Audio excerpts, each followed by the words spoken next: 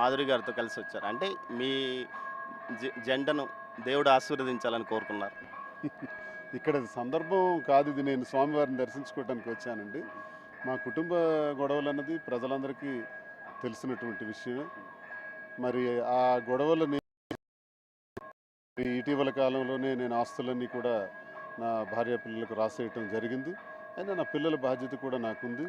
మరి రెండో పాపకు వివాహం చేయాలి. ఆ వివాహం చేయాల్సినటువంటి బాధ్యత, తర్వాత తను పీజీ చేయించాలి. తను కూడా డాక్టరే, పెద్ద పాప కూడా డాక్టర్.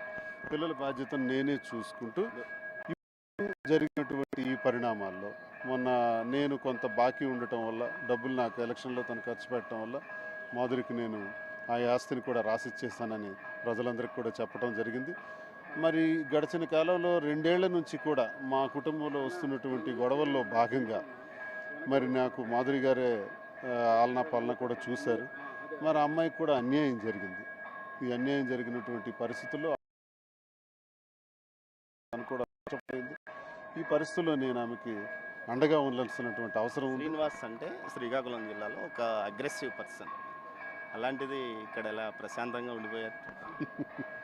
ఆ అగ్రెసివ్నెస్ అనేది రాజకీయాల్లో వెళితే, రాజకీయంగా మాట్లాడాలనుకుంటే అది ఎప్పుడూ నాకు ఉంటుంది. అది నాకు జెనెటికల్గా ఉన్నటువంటి లక్షణం. అది నిలదీయాలనుకునేటప్పుడు అధికార పక్షం ఈరోజు చేస్తున్నటువంటి పనులన్నింటినీ కూడా ప్రజాపక్షంగా ఉంటూ ప్రజల గొంతై మాట్లాడుతూ గట్టిగా నిలదీస్తాను. అందులో రాజీ పడేటటువంటి అవకాశమే లేదు. నేను ఎప్పుడు ఉద్యమాల్లోనే ఉన్నటువంటి వ్యక్తిని. 18 సంవత్సరాలు ఉద్యమాలు చేసినటువంటి వ్యక్తిగా నాకు అనుభవం ఉన్నటువంటి రీతిలో ప్రజల పక్షానే నేను ఎప్పుడు ఉంటాను. ప్రజల గొంతై మాట్లాడుతాను. అది నా దైనందిన జీవితం, నాకు రొటీన్గా ఉన్నటువంటి కార్యక్రమాలు. తప్పకుండా ఆ కార్యక్రమాలు కూడా ప్రజలు ఉండి గట్టిగా చేస్తానని మీకు నేను తెలియజేస్తున్నాను. నెక్స్ట్ రాజకీయాల్లో మీరుంటారా? మాధురి గారిని ముందు పెట్టి నడిపిస్తారు? రాజకీయాలు అన్నది అలా లేదండి. మా కుటుంబంలో ఇప్పటికీ వస్తున్న గొడవలు అవే.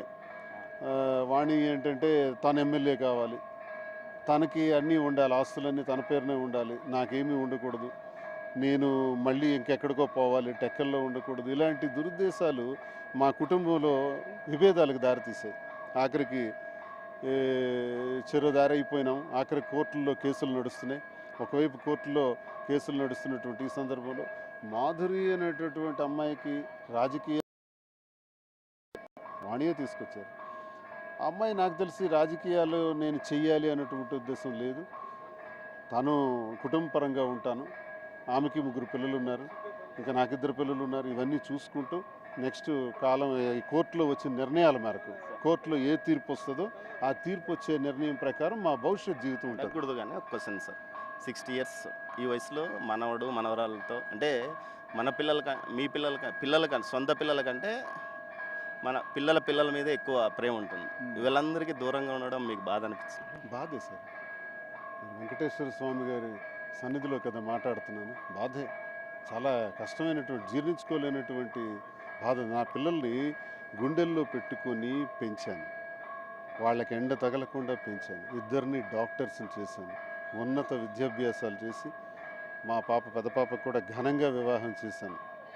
మరి రెండో పాపకు కూడా అలాగే చేయాలి. ఇలాగే జీవితం చేద్దాం అనుకున్నాను. మీరు అన్నట్టు ఇప్పుడు 58 సంవత్సరాల వయసులో నాకు ఇవన్నీ అవసరమా?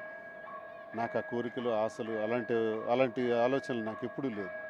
కానీ నా పరిస్థితులు, నాకు వాణికి ఉన్నటువంటి తీవ్రమైనటువంటి విభేదాలు, ఆ విభేదాలు తీవ్ర స్థాయిలో ఎలా అంటే ఆమె ఇంటికి తాళం వేసి నేను ఇంటికి రాకుండా ప్రయత్నించడం, టికెట్ నాకే కావాలని అధిష్టానం దగ్గర తీవ్రమైన ఒత్తిడి తెస్తే నేనే అధిష్టానానికి బ్రతిమలాడి వాణియే పోటీ చేయాలని చెప్పి నేనే 100 మెట్లు దిగి ఆమెకే ఆ టికెట్ వచ్చేటట్టు చేయటం, అది ఆమె నిలబెట్టుకోలేకపోయారు. అది కూడా నిలబెట్టుకోలేకపోయారు.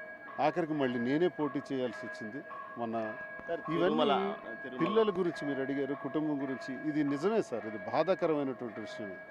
నా గుండెల్లో కూడా చాలా బాధ ఉంది. ఏం చేయమంటారు? ఏం చేయను? వెంకన్న సన్నిధిలో మాట్లాడుతున్నాను. ఏం చేయమంటారు? నా పరిస్థితులే నాకు ఈ స్థితికి దారితీసాయి. నేను చేసినటువంటి పని, నేను మాధురి నేను కలిసి రేపు కోర్టు నిర్ణయాల ప్రకారం భవిష్యత్తులో ఏం జరుగుతుందో మాకు తెలియదు. ఇంతవరకైతే మాకు అందరూ ఊహించినట్టు వివాహం జరిగింది, ఇవన్నీ అబద్ధాలు. ఇది మేము ఏం జరుగుతుందో తెలియనటువంటి ఈ పరిస్థితుల్లో నేను చెప్పేది ఏంటంటే, కుటుంబం కాపాడుకోవాలి, పిల్లల్ని కాపాడుకోవాలి. తనకు పిల్లలు ఉన్నారు, తను కుటుంబాన్ని చూసుకోవాలి, వాళ్ళ పిల్లల్ని జాగ్రత్తగా చూసుకోవాలి. భవిష్యత్తు ఎలా ఉంటుందో అయితే తెలియదు. ప్రజల కోసం అయితే కష్టపడి పనిచేస్తాం. జగనన్న నాకు ఇచ్చినటువంటి అవకాశాన్ని ఎప్పుడు కూడా జీవితాంతం ఆయనకి సేవ చేసుకుంటూ ఉంటానని మీకు నేను తెలియజేస్తున్నాను. Thank you sir.